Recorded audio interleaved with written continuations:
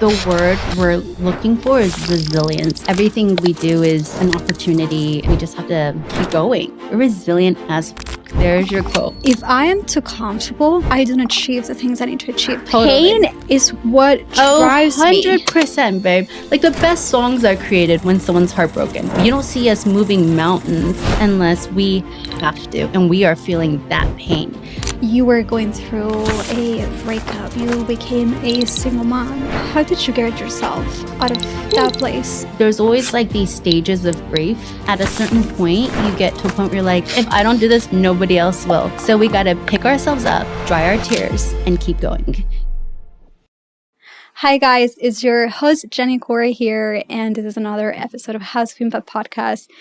In this episode, I'm bringing you someone that I felt connected from the very first moment I talked with her. She's achieved so much. You probably know her. Her name is Dara Huang. She is an amazing architect, interior designer, but I want to bring her into a podcast because she has an amazing story of resilience, of going after your dreams, of reinventing your life and actually achieving your goals. So if you are in a place that you just feel like you're made for more, and you have amazing dreams, big dreams, but you kind of don't feel qualified enough or don't give yourself permission to go achieve your dreams, I hope this episode helps you. Let's roll with the episode. Hi, Dara. Hi. Thank you so much for coming into the show me today. I think I want to open the conversation with something that you told me when I first met you, that it is actually okay to want more and ask for more. Yeah. How has that helped you in your journey and in your life? Well, you know, when we had that conversation, you're saying that there's so many messaging out there that's saying, oh, just be content with what you have and just be happy with what you have. And I'm just like, well, no, it's okay to want more. I've always wanted more. And I think that that's part of what drives us and what makes us entrepreneurs is that and like I said, it's a blessing and a curse. In a way, it's like we will never achieve what we want, but it keeps us wanting more. It's like the drive is constantly there. And what's funny in what you're saying is, yeah, if I look at my past, I can see that I never thought in a million gazillion years I would be like where I am now.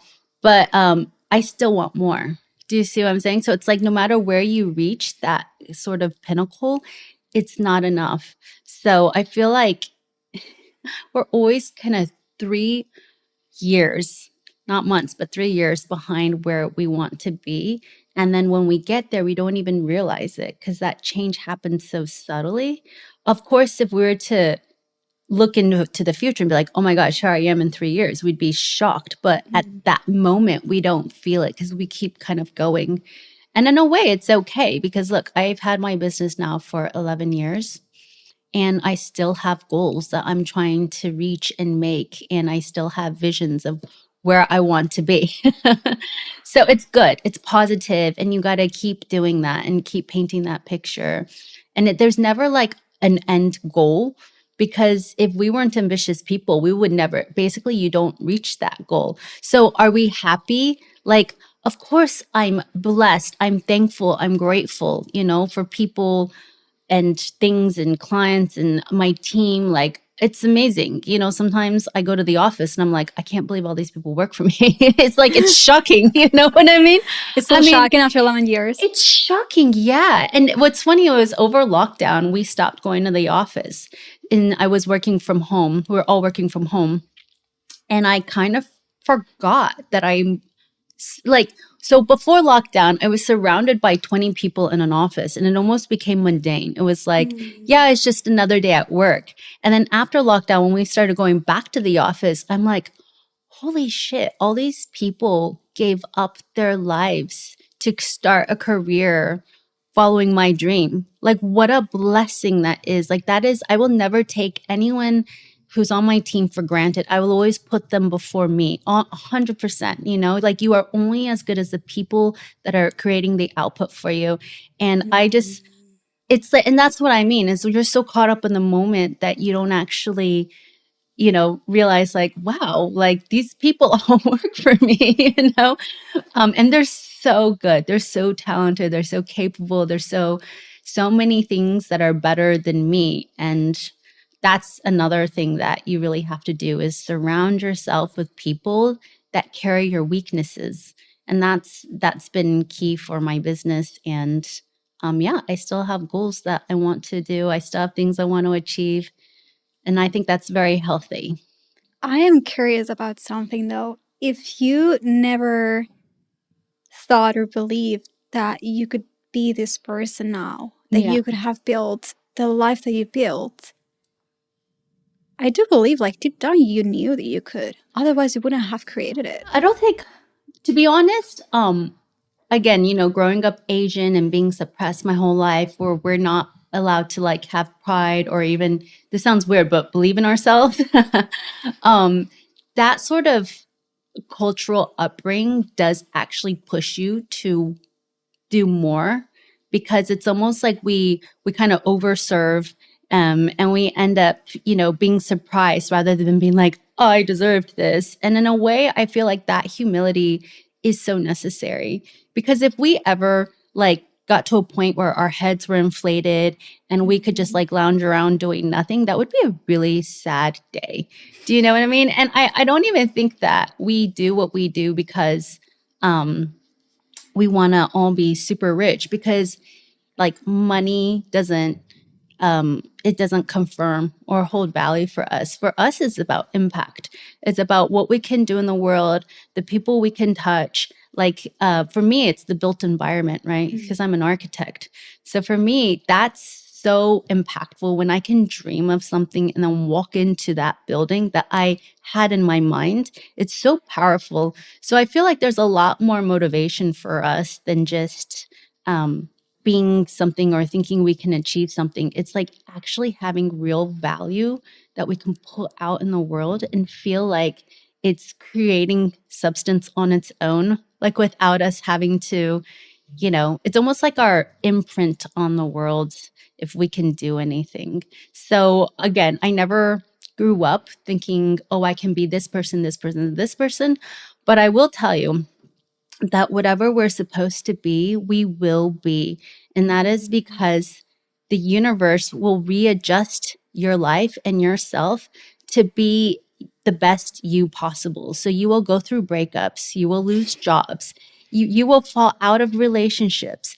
And this is going to happen whether or not you broke up with a person or you left that job. Like in a return, in a response to your natural gravitation in the world, that person will break up with you or that job will let you go. Why? Because it's not aligned. And if it's not aligned, it's in your heart. Like people notice it, everybody can feel it, including yourself, but maybe you're afraid to let go. And that just like puts you on a path to being, for me, an entrepreneur, right? So I didn't like choose. I always knew in my heart I wanted to be an entrepreneur, and it reflected in my day corporate job because I was bored as hell at the computer and I wasn't performing. Like I'm not a corporate performer, like someone that just like gets through a task, goes on to a next task. No, I'm a doer. I'm a dreamer. I've got ADHD. I've got all these skill sets that just point to entrepreneur. Like I'm great at creating deals, generating money, creating relationships. That's, seeing a vision, leading a team, inspiring a team. Those are my skill sets. There's no freaking way I was going to be stuck behind a computer, but I was fired from that job to become an entrepreneur because I also believed in old-fashioned ways and security because my dad taught me that, right? I need money, I need security, I need, my taxes paid and pension. So there's no way. But like I said, because the universe is constantly adjusting the world to fit you, I was fired, which at the time was like horrible. But again, that's, even if you say like, I want to be a founder, the world will adjust everything around you to be a founder. Like for me, I was fired. You don't see it and at then the I had time to, when it happens. You just feel no, like you don't see it at the time. At the time, it's nothing but tears. But it might not be you're an entrepreneur if you get fired. It might be you work better in a boutique company. It might be you work better as a consultant. It might be there's so many paths out there that it's not like, especially this day and age, I feel like Gen Z is very good with this, just understanding that in our, in our parents or our parents' generation, there's kind of only one path. And now there's like a gazillion. And there's different ways to make things happen. And if it's meant to be, it will be. Because, like I said, and what we were saying before, we were born as, well, we were born into the world where we were put in a place where we're forced to fight for things. Yeah. And then there's things that we want. And then there's other forces coming to us. Like if it's not aligned or it's not meant to be, it just will naturally fall off of that and then go into where we are. So it's good though. I mean, it doesn't stop to like even owning a business now. My forces are like all global and economic impacts. For example, I do a lot of manufacturing in Asia and Portugal and Vietnam and all over the world. And right now, what are we dealing with? A global taxation issue. I mean, I went through COVID. I went through Brexit. I'm going through tax. Like, you always have forces on you that you didn't plan for. But if you're quick to shift and you're flexible and you can find a way, like, you always find your way out of certain situations. How did you create this mindset of adapting fast? And just like your mindset really fascinates me, because you've I think from the moment you were born, you knew that you were special, you were going to do big things in the world.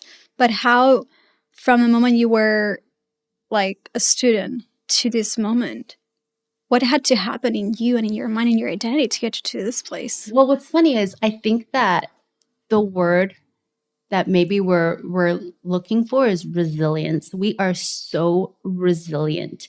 I have been broke before. I have been in a position where I literally had like no money in my bank account, and I'm like, how do I make this happen? It's almost like a wake up snap. Do you know what I mean? Did you already have your business when this happened, or you were? When I was broke, I mean, listen, I think we've all been broke before. If we've ever been a student or we've ever been a newbie in London. Do you know what I mean? Like, it's so expensive Eating here. noodles and butter. We don't even realize how expensive it is here, So it's not, and for me, it's like money is so relative. And what I mean by that is I have 2 companies. We burn through cash every month like you would not believe. You know what I mean? So I'm constantly seeing a cup getting filled and dumped out. Like I'm almost numb to it right now. Doesn't that scare you? Actually, did it scare you? You know what? I think I'm numb to it right now. I think the reason I'm numb to it is because I've just been in business for so long. And by the way, there is no safety net with me. I don't have rich parents. I don't have some rich guy supporting me. I have no bank loans. It's everything we make and we earn. We like every other company, we bill, we invoice, that is what we made. We have projections for the year. We have to close a certain amount per month just to pay all the staff, Mm-hmm. So there's no magic formula to this. And of course, we're focused on how to make more money, whether it's like marketing or, whether it's, there's like a gazillion ways for business development, but there's only so much that I can do, right? I'm one person. I can't spread myself across multiple boards. So yes, I have a great team. We focus on growth like every other company, but not just growth, but I also focus on things that I think are right for our positioning. Like I think it's okay not to do something if you think it's going to make you a lot of money, if it feels better for you and your brand. And so like saying no and taking compromises is really difficult, but I just think that everything we do is an opportunity, and we just have to, be positive and keep going. We're resilient. We're resilient as fuck. There's your quote. Seriously, we are like roaches. There's nothing that's gonna stop us. Like we are just gonna keep going, and it's not like. Listen, like, right, I've been broke before, but like right now, I'm responsible for not just my salary, but 20 people's salary and livelihoods and their families and their kids. Like I'm responsible for that. So I feel like how did you expand yourself to hold that level of success and that level of wealth and providing for others? I think ignorant. No, I'm serious. Ignorance. So I was saying I have ADHD, And in a way that's great because we get very excited about like this like one little vision thing. And we don't always think about, okay, how much money do I need to make it there? Or like, what are we doing to like break even? Or, we're not always thinking about all these operational things. And I'm very like right brained. We're like delusional daydreamers. We have to be. Yeah. Entrepreneurs have to be. But then there's this realistic side as well. It's like, okay, now how do you actually like, how do we financially make this happen? So I surround myself by these sort of type A people because I need them. Like they are the blood in the veins. We're the body just running around. They are the blood in the veins. So they structure it. They make sure it happens. They're the ones like billing, invoicing, chasing. I'm the one that brings in the leads. They're the ones that just make things happen. And we've been doing it for 11 years. So there's nothing that I haven't dealt with, like lockdown, right? Like, there's like crazy things that have happened to the business where there's no reason that a small business should have survived that. But we did because we're resilient and we keep going. Like we worked internationally, we worked from home. You just change and morph. And I just think it's like that. Like you grew up hard. I wouldn't say I grew up hard. I grew up normal, but the fact that I never had anything handed to me, that made a huge difference because I had to fight. I'm such a hustler and I am not afraid to say that, because for us, we don't get a break. Every day is like us literally surviving, fighting, making the way that we have to make it because this is what we've known. Sometimes you ask for a break. Sometimes you're just like 100,000. 2 days ago, I was like, babe, can you just give me a break? I need a break. I'm like, sweetie, you have no idea. You have no idea. I definitely feel that way. In fact, yesterday I came out of a meeting and I was like, that was so depressing. I was like, I literally just don't even want to work anymore. Like there are moments that we definitely feel that way, How do you shift your frequency and your mindset to a good place? That's a really good question because I don't want to say what the project was or anything of that. It was more just like sometimes I think that what we really struggle with is things we do because we have to do them and things we do because we want to do them, right? And you and I were literally just talking about this, right?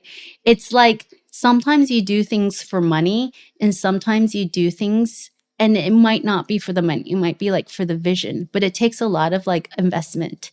And trust me, it doesn't matter like what part you are in your life. It does not matter. Like you could literally be making hundreds of millions. You could be, whatever.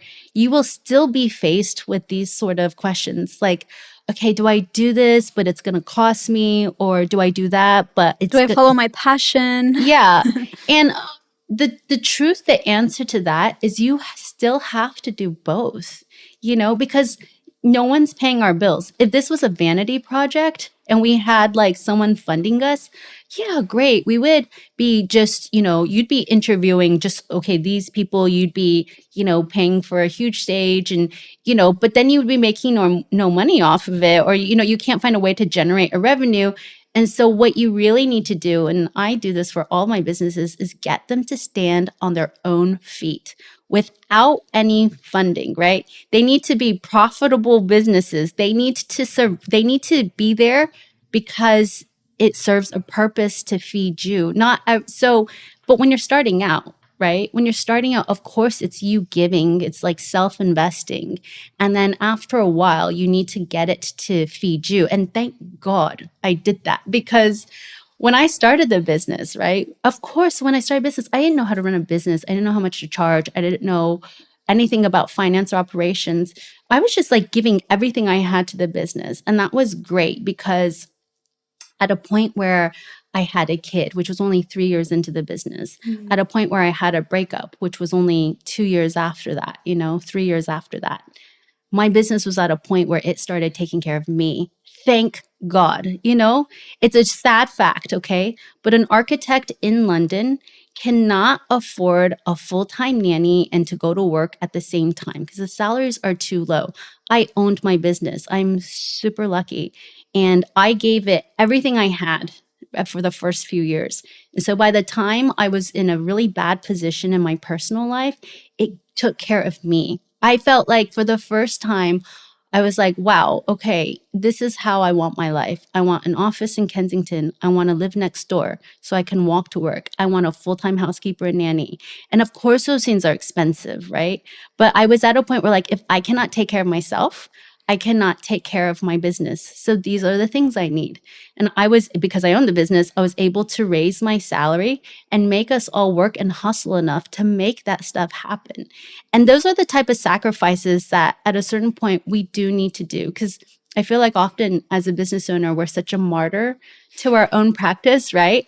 I mean, how often are you like, I need a PA, but that's so expensive. It's going to be like another, at least like 40,000 pounds a year. And actually I could use that for, to hire and like whatever, you know? So we compromise so much, or we're like, oh, we could pay ourselves lower because we don't need to pay ourselves so much because we could actually hire another intern or like drawer or like whatever. So I think that at that point, when I was at my lowest points, is when I worked even harder because I had to. And again, if nothing's handed to you and you're just used to life circumstances, I think it's a great way to motivate you and to like push you and make you do things harder. It's like a lot of people want not even the end result, but like want to be at a good place. But then when you show them the picture of what they have to go through at a mindset, emotional level, they just don't want to do it. And it's, I feel like something resonating with me with what you said, because with this podcast, I launched it when I was homeless, broke, heartbroken. Like I remember when I flew back from Asia to London and I had 50 pounds in my bank account. This wasn't long ago. This was like a year ago. Yeah. But I also had this podcast that I had to launch. So I hustled my way through doing consulting work. I know, like it's amazing. Working like 50 hours a week. I had to. And then when I launched this podcast, because I wanted to make it, this is my life project, and I wanted to make it like good, and I wanted to make it high quality, and I wanted to, you know, have like people support me. Yeah. I remember like for 2 to 3 months, because I saw the vision, I paid my editor to edit the podcast, get it out there. And then I had to go to my dad to ask money for groceries because I couldn't. But I did that. And thank God I did that, because now it's paying off. But if you say this to people and what that takes, and in London, like 100%, not a lot of people will be able, like, would even be willing to put themselves into that position. That is reality. When I started my business, I could not even go and, it's funny, not that I want to be an ambassador for Starbucks. I'm holding Starbucks coffee right now. I could not afford a Starbucks coffee. These coffees are £7, okay? I literally had nothing but student debt. I had no money, but I'm a hustler, like I said. So how do you create something from nothing? You know what I mean? I wish I could tell you every story. I have so many of them. I think that one thing that makes me an entrepreneur is this is just it. You can make shit happen. Make shit happen. That's such a hard thing for, I would say, probably like 90% of the people in the world, probably more than that, actually. I mean, people in the world, it's a lot of people. But to be able to make shit happen from absolutely nothing is literally, it's a gift. It's a talent. It's a true hustle. And some people have it. And it's usually, I think you're born with it. I don't think this is, Do you think you're born with it? I do think I was born with it, but I do definitely think that it's a lot of nurture as well. Nurture, of course, the position you're born in, right? Like, you know, I don't know about yourself, but like I wasn't born into wealth, right? Me neither. But my examples were really, really hardworking immigrant parents. Those were my examples. So that's where the nurture comes in. I feel like by nature, like I am, I'm very persistent. I'm definitely a visionary. I'm definitely like creative. And I didn't realize this, but even as a child, I loved going around and being friends with everybody. And I was always like, a cheerleader that was friends with, you know, the football players and the cheerleading squad, but I was also in AP art. So I was with like the goth kids, you know, and then also like I was in with like the music and the band geeks and like the science nerds. I mean, I was like a math nerd myself, So in a way, I've always been able to really branch across a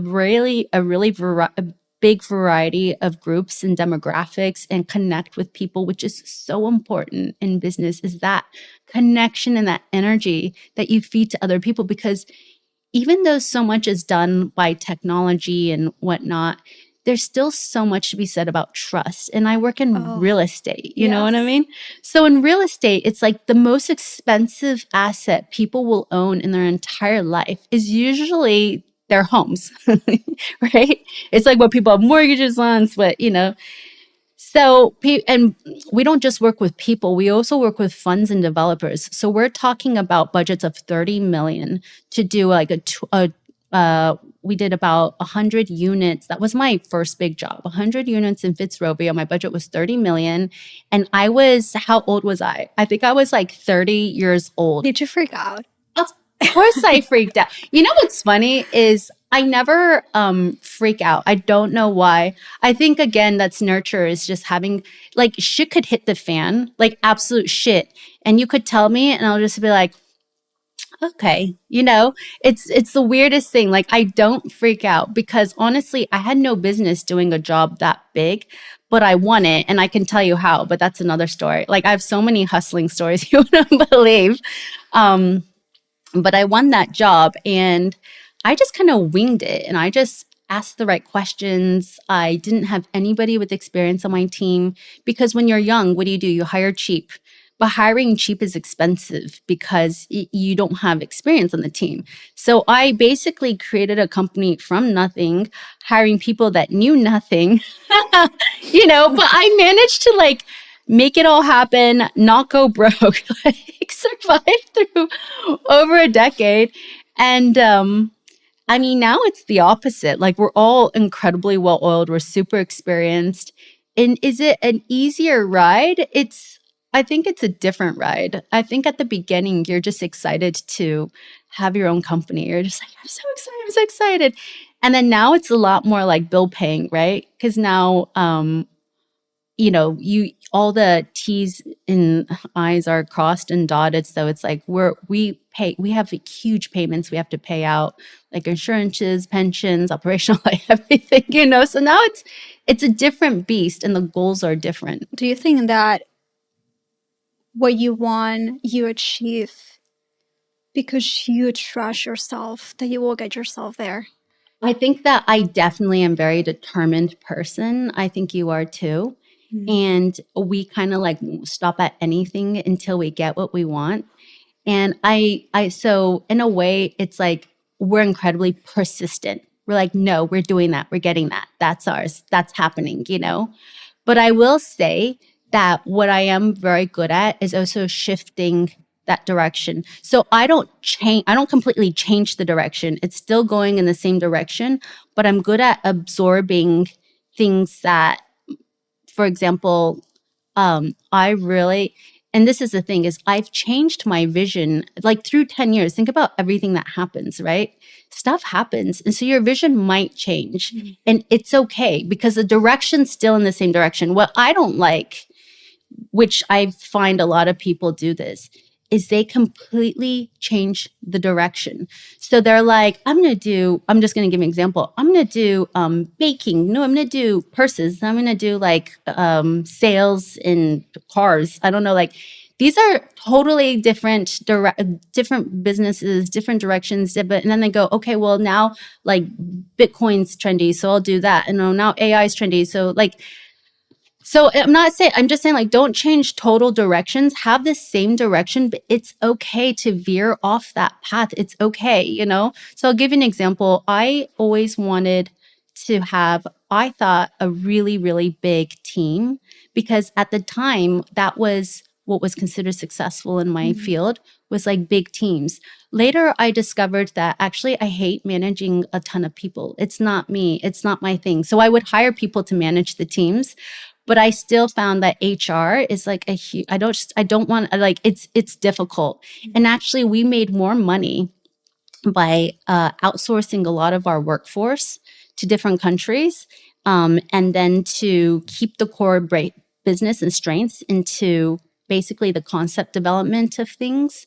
And to, I mean, this is a bit technical, but we also front loaded our fees. So that's kind of like our specialty and our USP. We started like outsourcing a lot of our technical drawing teams. So what I wanted, I realized I wanted a smaller team that was making more profits and building a brand. Now that's a new concept that I hadn't thought about, is what does a brand mean? Like, why are we more willing to pay, we'll go to Hermes and pay like a stupid, ridiculous price. But if the same bag with the same quality was made from a shop maker in France, we'd be like 100 euros max, you know what I mean? And they slaved over it, they hand wove it. Like, so what was that difference? The brand, right? So brand is so important. It is so key. And it's something I only realized during lockdown, because I started having companies like Lego, bless them, Korean. We worked with HSBC. We work with I'm a brand ambassador for Cartier. We started doing all these brand ambassadorships where I had no competition. I had nobody else up for the job. It wasn't like a tender to the end, like my day job. And I was like, wow. So actually, if I have a smaller team making the same revenues or more, so I'm dealing with less payouts, less management, hiring the brand, focusing on what we're really good at and what we're feeding. That's actually a much better business than like scaling around the world with all these people. I'm so determined, okay, that I even put an office in Hong Kong for 3 years. Sorry, for about 2 years, because in my head at the time, and this is really old-fashioned way of thinking, I was like, I'll have a big office in London. I have about 25 people in London. I have a big office in Hong Kong, which, God knows how big that one's going to be. And then I was going to have a big office in New York. So I was going to have 3 big global offices. And then if we ever want to sell, we'd sell as like one global package. Well, that's not necessary anymore, especially after these days, because we still work internationally. I'm more focused on London, where I'm closer with my people, my clients, and like what we do. And I'm not dealing with all this management and like all this crap, and I'm focusing on the brand more.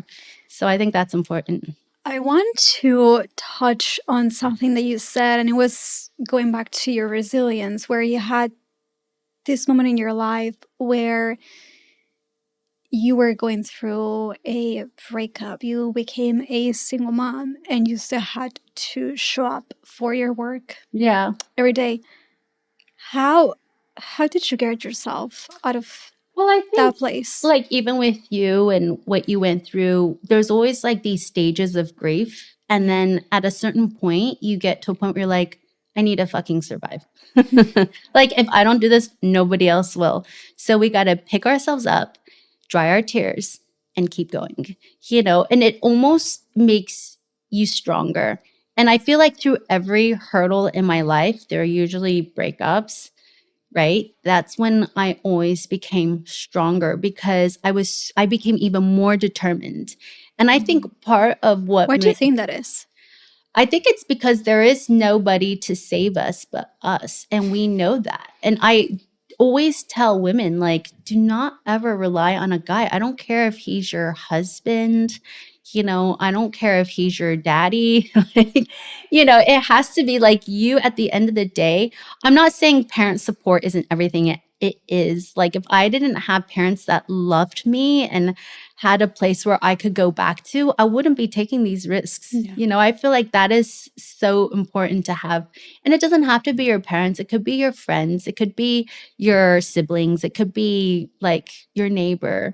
As long as you had a place that you feel like could be home, and that you could, if all hell breaks loose, I have a plan B. I have a plan B, C, D, so I think that is incredibly important, is love at the end of the day, right? Because like my parents don't have any money, but like they have a whole lot of love, and they'll always be there for me. But yeah, I think what's really important is that we know that we're supported, and that we can keep going, and that we don't have to compromise ourselves so much on taking risks. So that's really important. But yeah, when I became a single mom, to go back to your answer, to be fair, I'm a co-parent, so um, I think at the beginning I felt more like a single parent because I didn't have a good relationship with my ex at the beginning. But then I forced myself to, because I said, you know what, this is not about me or my ex or this, even the situation. I don't care what situation it is. This is really about my child and him being really happy and feeling like nothing's changed and knowing that his mommy and daddy love him so much. And I think that that sort of, there's certain things we have to do whether or not we want to do them. So me drawing my tears, picking myself back up, having a great relationship, which created and fostered a co-parenting relationship. That was part of, I don't know if it was me surviving or me just being smart, or me being, you really have to like put your feelings aside. Do you know what I mean? I just wanted the best scenario for my kid. And I think the minute you become a parent is the moment that you take all selfishness out of the equation. It is not about you anymore. It's about the survival of this little thing. And I feel like almost everything I do is to really support the happiness of my child. Me also, I have the responsibility, I feel, to take care of my family, like my parents and my sister, and of course my team. So I think that that sort of resilience really keeps us going. It just keeps us going. How did you like found your self-worth? How do you I don't know find that I have. your, I think you do, because I don't think you would walk in such high standard with anything you've done in life if you wouldn't have self-worth and confidence. Like, No, I definitely don't have enough self-worth. That is for sure. the confidence, you do have a whole lot. I think confidence you build over time. How did you I think do that in a I think mindset age, level? 100%. Yeah. Like when I turned 30, all of a sudden I felt so much better about myself. I don't know why. Everyone says that, Jenny, when you turn 30, you will When you just turn like 30, you feel so in charge Really? because I don't know what it was. I felt like when I was in my 20s, I had a lot to say, but I felt like I was too young for anyone to take it seriously because I do work in property. So I'm working with like older men in their like 60s, you know? And so I felt like, okay, now I'm old enough where people can actually take what I'm saying as relative, but I'm young enough to still be on the cusp of what's cool, what's going on, and understanding what trends need to happen to make things in my world in property. It's to make things sell or make things very trendy. And there's so many things that were happening in like New York City and America, trends that I was like bringing into London that I thought were very cool. So you feel like you're in the cusp of like both, like understanding things at the same time, like old enough, like experienced, you know? So that was a pivotal moment, was definitely age. And then another thing is like building a platform. So it's like, you know, this journey to building a platform, it is important because it's defining who you are. So, you know, you're an entrepreneur, right? So you are creating a brand right now. All of that takes time and energy, and no one's ever and self-belief that not every day is there. Yeah, well, that's and you true. still have to show up. Yeah, that's true. I think one of my saving graces, honestly, saving graces to, I think, life in general is that I have no idea why, but I'm a super energetic, optimistic person by nature. I have no idea like how or why, but if I wasn't optimistic or I didn't think that something was going to happen, I don't know how I would get out of bed. You know what I mean? But I always have a way of seeing like the cup half full instead of half empty. And that is so helpful, especially in business. Where you sometimes, you know, there are days where you're like, I don't want to do this anymore, or how am I going to make this happen? Or you feel like you're fighting against the current all the time. It's so funny because I recently talked to, like, all my clients are ultra high net worth. So I recently talked to a multimillionaire just yesterday. And then I talked to a billionaire, and I was telling the millionaire the story because they both said the same thing to me, which is like, Dara, I'm working so hard right now because I have to. It's not because I want to. And I said, well, you know what? You're a billionaire. So a lot of people might beg to differ on that. Like you could hang your boots up if you wanted to, just putting it out there. And he's like, no, I can't, because he had all these businesses, the engines were turned on and running.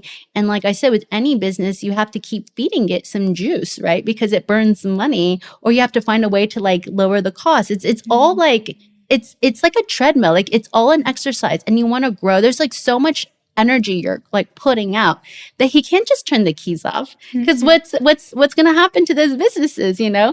He's like, I want to be at a point where like I'm so comfortable that I can just like trust other people to run it, and I can go on holiday. And maybe this is what we're all thinking in our heads, but in reality, that point is never going to come, because this is life. You know what I mean? I'm not saying we don't enjoy ourselves and we don't, it's all about a balance. I think that me and Mimi are quite good at that balance, you know, because I think you guys are. Yeah. I definitely was working a lot harder at the beginning. Like when I was your age is when I started my company. I was working way harder then. I mean, now I'm just very good at delegating everything. I'm not saying I don't work hard, but I work hard in other ways. But there's also feel like when you start something, there are the first 2 to 3 years of whatever project that is, you do need to be all in. And that means all in mentally, emotionally, physically. Because if you want 100%. to get, like, I want to create one of the top podcasts in the UK. Yeah. And it's not going to happen if I just don't put my all in it. And I say no to things that are not contributing to that. But it's also like, okay, I have this vision and I have this standard. So if I have it in my mind, it exists. It exists in the future. Otherwise, I wouldn't even see it. Yeah. But then it's like, okay, what is required of me for the next 2 to 3 years to get myself to fulfill this vision? And it's focus, self-belief, and knowing that you have to sacrifice 2 to 3 years of your life to get yourself there, because then you're able to, whenever something happens in life, to be like, okay, let me just rest for a bit, because the business is being taken care of. Yeah, absolutely. Like trust me, I rest a lot more now than I did at the beginning. At the beginning, I was like hustling. I was literally like 24 hours. I was like up till past midnight every single night. I was literally, and I enjoyed it, you know. But I think also when you're younger, you have a lot more energy, you know. After a while, you're just like, I'm tired, especially after you have kids. You're like, I'm really tired, you know.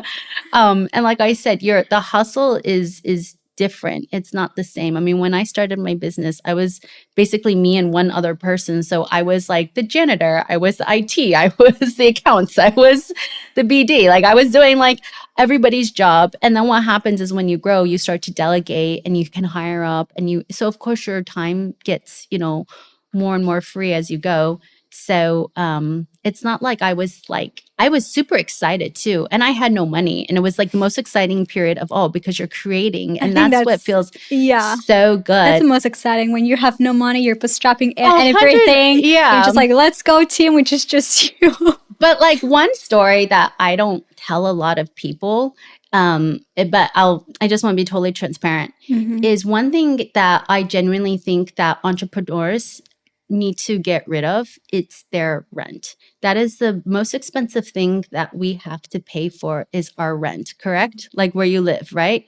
And so it's almost like if we focus too much on money, we'll never get to our end goal, which is to create something we're really passionate about, builds a really great portfolio, because we're always tarnished by the fact that we need to pay our rent. So for example, if you are, you know, side hustling jobs to pay your rent, you'll never pour all of your passion into one thing. And you're right, like a successful business does need 110% of you, not just 100%. You literally need to eat, sleep, and drink what your goals are. So if you have rent, that kind of keeps you from doing that. But what if that's not possible? Well, so here's my scenarios. I've spoken to so many entrepreneurs. A lot of them moved back in with their parents.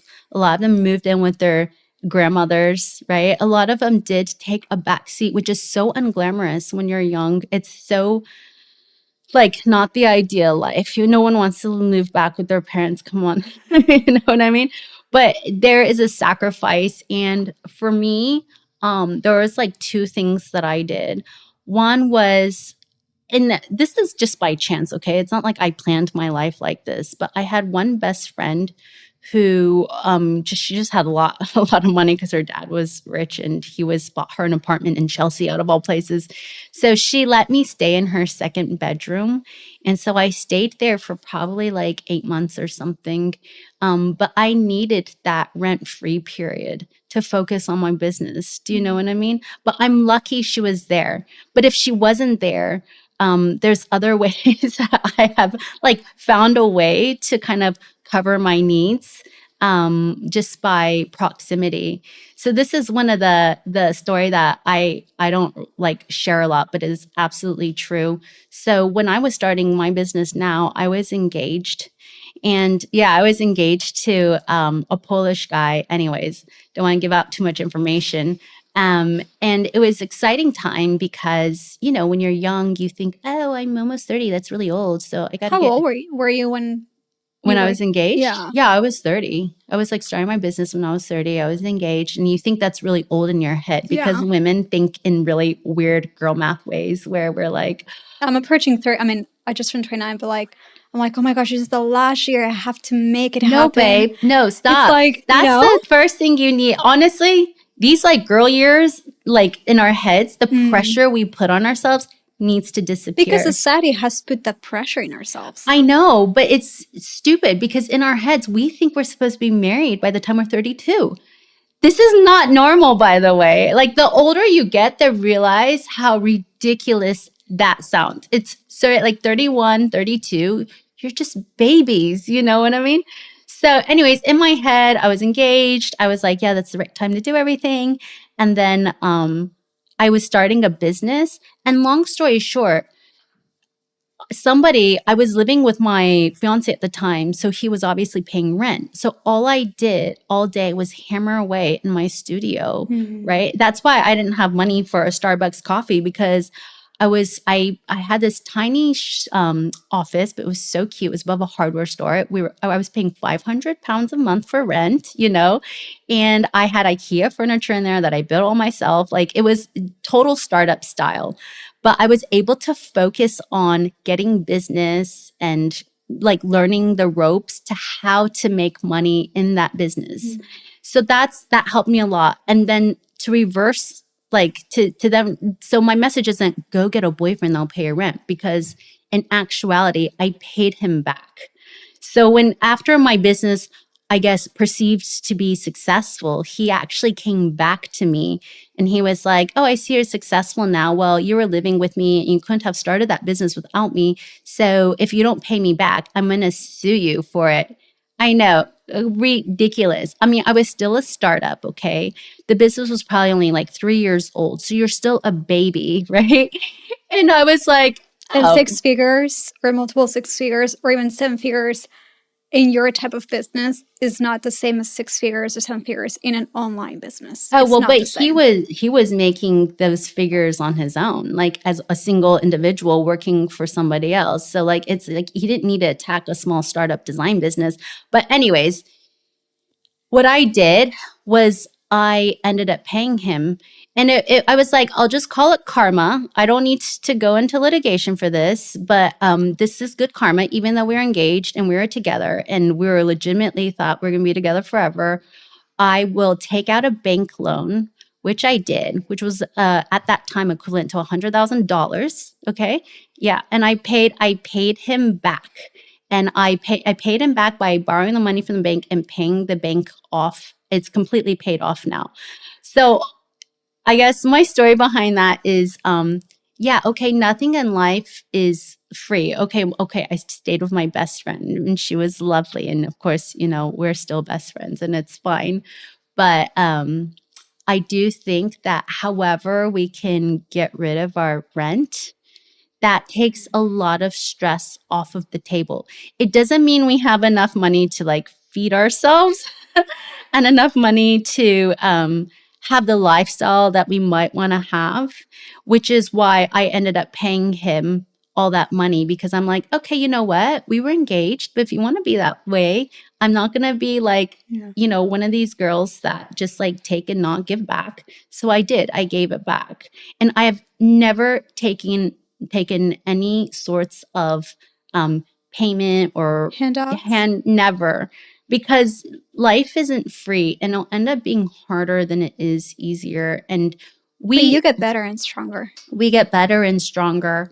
And it's these sorts of issues that make us better and stronger. Like when I broke up with my baby's daddy. You walked away from that relationship? No, I was kicked out of the house. So I needed to, again, what doesn't kill us makes us stronger. You just make it happen. I made it happen. I mean, my business was super young then. We were still like... What gave you hope? Sorry, so it's interrupt. Yeah. Like, what gave you hope in that? Survival, babe. You are the same way. We are fighters. This is like literally make it or break it. This is literally you throw yourself in a pool and you swim or you die. And this is life. Like there's no such thing as a shortcut. It's not easy. Life is, and trust me, I love life. I have the best life ever. Right? It's like you look around us and you created yourself. And you too, right? So I feel like I will never complain. I'm so blessed, but I work bloody hard for it every single day.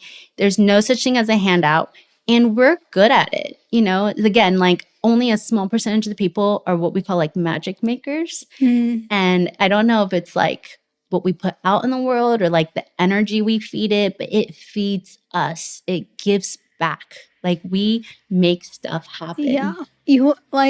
I never talked about this openly, but I'm going to, because that's why I started a podcast in the first place. But for me, if I am too comfortable, I don't achieve the things I need to achieve. So every time I go through breakups, through my business almost going bankrupt, through being broke, if I am not pulled towards or pushed towards something that is big and I'm in pain, I don't have the same. Yeah. And I know that sounds so bad to say. 100%. But like pain is what drives me. 100%, babe. Like the best songs are created when someone's heartbroken. Do you know what I mean? I mean, you don't see us moving mountains unless we have to, and we are feeling that pain. Like all the growth in all of my business was because I was in pain. And in a way it was interesting because every time I was in pain, I could shift that pain towards something positive. You alchemize it. I always say there's the best investment you can make is in yourself, because there is a payback where if you put that time and love and energy into someone who's not giving it back, or into something where like you don't have control of the results because it's not in you, because someone's dictating the outcome, that's not a good investment. No. Like the best investment you can give is to yourself. And it's whether it's building the branding, for example, building the branding of your podcast, or finding the right like corporates for sponsorships, or finding the right people to interview. That's what time and like effort, that's investing in yourself. Because like I said, the increments are so small, we don't see them, but we do get from here to here, to here, to here, to here, to here. And all of a sudden you look back and you're like, oh my God, do you remember this? And you're right. Reflection is huge. And the beauty of it, okay, which will make you feel so good, is that it only gets better. I promise you, 100%, I can guarantee that, because you and I are the same people. We are fighters. We are survivors. We are hustlers. Watch me do it twice. We are ambitious as hell. Like nothing will stop us. We are determined, So if you just compound that like over the years, stuff happens, you know? I think last thing I want to touch on to wrap up this episode, which I would be able to keep going for like hours and hours, but off camera, you talked about how you painted your dream life. Like, can you talk about that? Yeah, sure. So at any point in our lives, we always have like a goal on what we would love to see, right? So when I was your age and I was starting a business, I remember at that time, I was like, oh my God, could you imagine if we were in Elle Decor? Because in my head, that was like the coolest like design magazine I could be in, you know? And then it happens. Okay, that was 11 years ago. Right now, we are in such a different place, right? We have, I don't know if I'm allowed to talk about it, but we're producing a TV show with BBC now. We Oh, are, nice. yeah, we are. I only go to the top tier magazines, and then that's it. I don't look at anything after that. You know what I mean? So it's like we're in such a different place now. Did you pitch for that, or you just these people are just coming to you? They actually initially came to me. We actually had, this is really interesting because we have incredible PR and media. And we had never formally hired a PR agency. And we actually had editors writing to us saying, well, we think you're interesting. Do you have anything to send us? And I'm not talking about like crappy magazines. I'm talking about like Architectural Digest. I'm talking about Wallpaper, Dezeen. You know, these are the best magazines you can be in.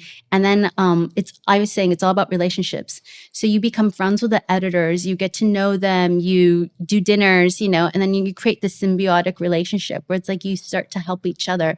And I think that's the one key thing about business is you have to be able to want to help others more than you want them to help you, because that's what creates stickiness with key people that you want to keep returning to you.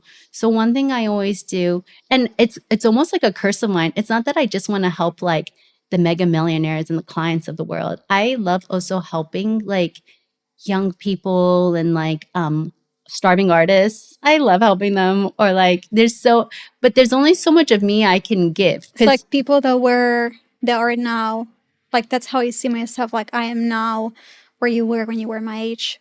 Yeah, 100%. Which is why I'm like, don't even worry about it. You're gonna do great. But that's the thing. Like sometimes, especially with my background and the way I was raised, probably you too. But sometimes we need, not all the time, but sometimes we need someone that believes in us more than we believe in ourselves, because we're in our vision every day. That's what's really funny is, long story short, there was one of the biggest PR agencies in London approached me and she said, we see what you're doing. We think it's pretty incredible. And we actually want to support your PR free of charge, because we think you're this was very early on in my career. They're like, we think you're the next best thing. But she wouldn't have believed in me if I wasn't doing it first. So I have to say, you have to believe in yourself. You're the first. Yeah, it's like we are the first people that will believe in ourselves, right?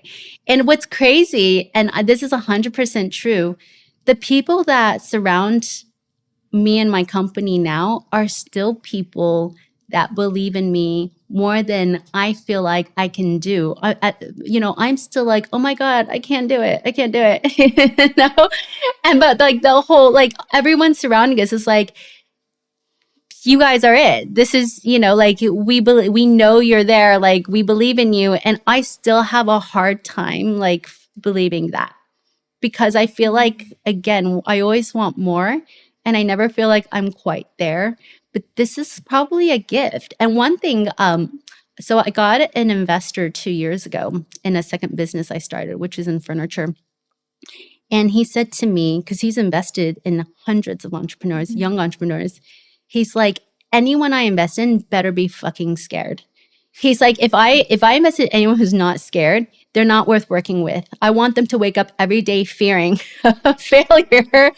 Because if you think about it, what are we afraid of? We are afraid of failure. But what's failure? Failure has many different definitions, right? Success does as well. But I think it changes. It does change. Yeah. Like success for me when I was young was just being in magazines. And now it's like being with my son in my family. You know what I mean?